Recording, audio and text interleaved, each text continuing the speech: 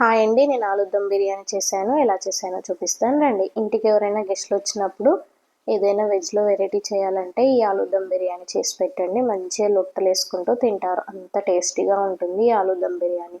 ఈ ఆలు దమ్ బిర్యానీ ఎలా చేశానో మన ఛానల్లో ఫుల్ వీడియో ఉంది, వెళ్ళి చూసేయండి. అలాగే మన ఛానల్ని సబ్స్క్రైబ్ చేసుకోండి. నార్మల్గా ఏం చేసి పెట్టినా అంతగా గుర్తుపెట్టుకోరు. ఇలా బిర్యానీ చేసి పెడితే అరే వాళ్ళ ఇంటికి వెళ్ళినప్పుడు మనం బిర్యానీ తిన్నామనే గుర్తింపు ఉంటుంది. అలా మీరు కూడా ఎప్పుడైనా మీ ఇంటికి వచ్చినప్పుడు మీ గెస్ట్లకి ఇలా ఆలు దమ్ బిర్యానీ చేసి పెట్టండి, ఇష్టంగా తింటారు. నాన్ వెజ్ తినని వాళ్ళు వస్తే వెజ్లో మంచి వెరైటీ అంటే ఈ ఆలు దమ్ బిర్యానీ. మనకి లంచ్కైనా డిన్నర్కైనా చాలా ఈజీగా అయిపోతుంది. తక్కువ టైంలో చాలా టేస్టీగా ఈ ఆలు దమ్ బిర్యానీ అనేది రెడీ అవుతుంది. మీరు ట్రై చేయండి, ఎలా వచ్చిందో కామెంట్ చేయండి.